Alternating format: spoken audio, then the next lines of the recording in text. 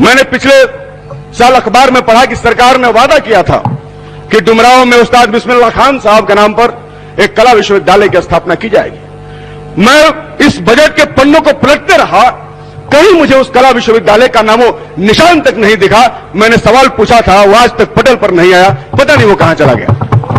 बस यही अपराध मैं हर बार करता हूं, बस यही अपराध मैं हर बार करता हूं। सवाल रोज पूछता हूं और गलत जवाब पाता हूं। मैं जहां से आता हूं उस्ताद बिस्मिल्लाह खान साहब की सरजमी है। उनकी शहनाई के धुन को पूरी दुनिया ने माना, भारत रत्न की उपाधि दी गई। मैंने पिछले साल अखबार में पढ़ा कि सरकार ने वादा किया था कि डुमरांव में उस्ताद बिस्मिल्लाह खान साहब के नाम पर एक कला विश्वविद्यालय की स्थापना की जाएगी।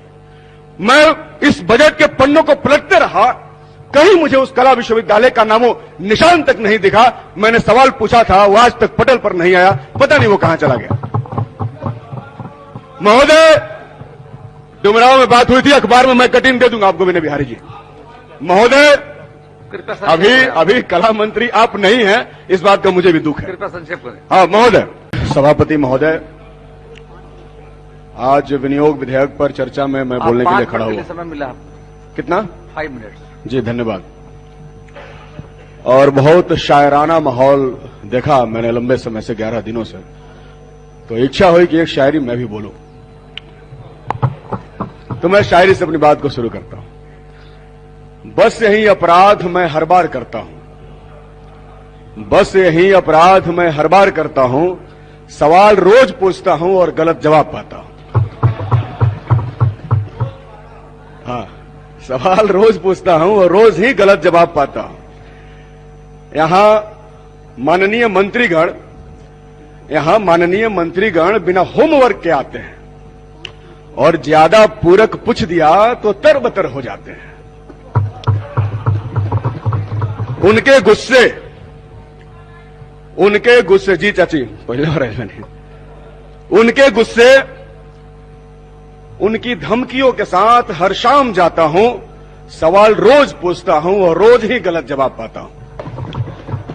माननीय सभापति महोदय, हां मैं नया आया हूं निश्चित तौर पर, और 11 दिनों से मैं कार्यवाहियों को लगातार देख रहा हूं और तमाम तरह के विषयों पर चर्चाओं में शामिल होते रहा हूं और शाम तक मैं तमाम बहसों को भी सुनते रहा हूं।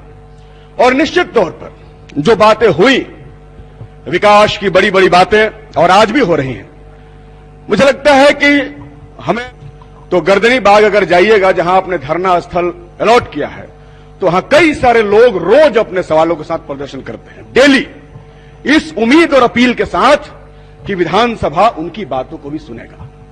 आज हमारी आशा बहनों का आंदोलन है।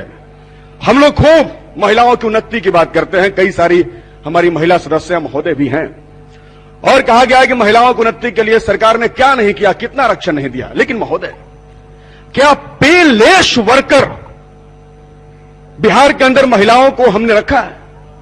क्या यह बात सही है कि कोई वेतन नहीं दिया जाता इस महंगाई के दौर में?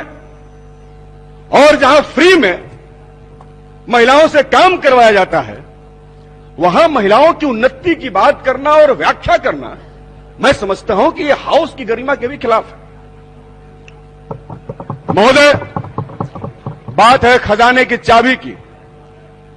यकीनन मैं कहना चाहता हूं कि क्यों दिया जाए। पिछले 15 वर्षों से, जब से हमारी पढ़ाई शुरू हुई और हमने राजनीति में, छात्र जीवन में हम लोग आए, तब से नीतीश कुमार को ही देख रहे हैं। हमने जब राजनीतिक होश संभाला, तब से हम नीतीश कुमार के ही राज को देख रहे हैं। तो हम कैसे मान लें कि आप जो बिहार की गंगा बहाने की बात कर रहे हैं, वो गंगा तो कहीं बिहार में दिख नहीं रही है। आप कह रहे हैं खूब कृषि का विकास हुआ, कहां विकास हुआ? मैं जिस क्षेत्र से आता हूं, डुमरांव विधानसभा से, वहां मलियाबाग में मलई बराज नामक एक परियोजना की शुरुआत हुई थी। अगर वो परियोजना पूरी हो गई होती तो आज लाखों किसानों के सिंचाई की सुविधा हो गई होती। 1980 से वो योजना चल रही है और आज तक वो पूरी नहीं हुई। किस लिए आपको पैसे चाहिए?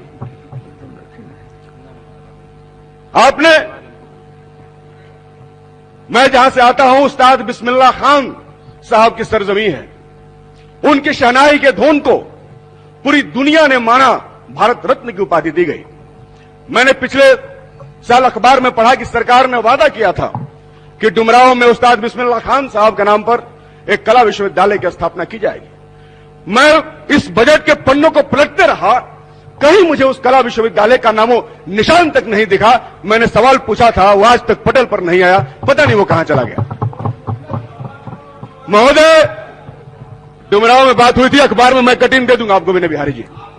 महोदय, अभी कला मंत्री आप नहीं हैं, इस बात का मुझे भी दुख है। कृपया संक्षेप करें। हाँ महोदय, संक्षेप में ही मैं बोल रहा हूं। इसके अलावा उद्योगों की बात हुई और बहुत आज भी अखबार में देखा कि गन्ना से इथेनॉल बनाने की बात हो रही थी। महोदय, मैं एक बात पूछना चाहता हूं। बिहार जो इतने खदान संकट को झेल रहा है, जहां कोरोना काल में लौटे हुए मजदूर जिनको काम नहीं मिला, वो भूख से तड़प रहे थे, उनको उनके खाद्य सामग्रियों को उपलब्ध कराना हमारी पहली प्राथमिकता है। वहां अपने फसलों से अगर हम इथेनॉल बनाने लगे, वहां के खदान उन गरीबों को नहीं दिया जाए, तो महोदय मैं समझता हूं कि ये उन गरीबों के साथ किसी भी हालत में उनके साथ न्याय नहीं होगा। महोदय, इथेनॉल के बारे में मैं पढ़ रहा था, ब्राजील जैसा देश है, वहां सबसे ज्यादा उत्पादन होता है। कारण क्या है कि वहां बहुत बड़ा भूखंड है जहां लोग नहीं रहते हैं। बहुत बड़ा देश है क्षेत्रफल की दृष्टि से महोदय, वहां संख्या बहुत कम है। इसके बावजूद महोदय हम कह रहे हैं कि कृषि के मामले में सदस्य महोदय एक और शेर पढ़ने की इजाजत दे दीजिए। अंत में एक 2 लाइन का है महोदय, 2 लाइन का है बस। आपसे महोदय, आपसे हम संरक्षण चाहते हैं। 2 लाइन का शेर है, खत्म कर देंगे। अब आज के बाद तो अगला सत्र में आएंगे, तो पढ़ लेने दीजिए। इस शासन के लिए ही है। इन काली सदियों के सर से जब रात का आंचल ढलकेगा, इन काली सदियों के सर से जब रात का आंचल ढलकेगा, जब दुख के बादल पिघलेंगे, जब सुख का सागर झलकेगा, जब अंबर झूम के नाचेगा, जब धरती नगमे गाएंगी, वह सुबह कभी तो आएगी, वो सुबह कभी आएगी। बहुत बहुत शुक्रिया।